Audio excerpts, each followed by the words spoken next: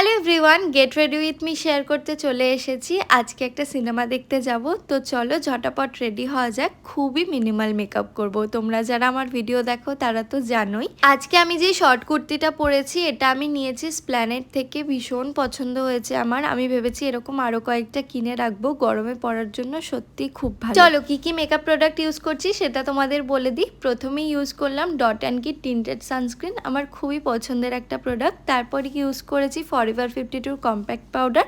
দেন মেকআপের সব থেকে পছন্দের হচ্ছে আমার ব্লাশ ইউজ করে নিয়েছি। দেন একটা কাজল পরেছিলাম যেটা ল্যাকমির।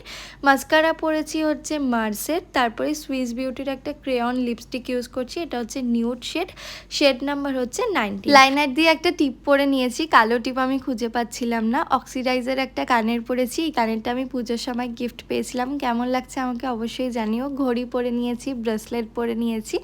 তো এই হচ্ছে আমার ফাইনাল লুক। তো ফাইনাল লুকটা কেমন লাগছে তোমরা জানাতে কিন্তু ভুলো না।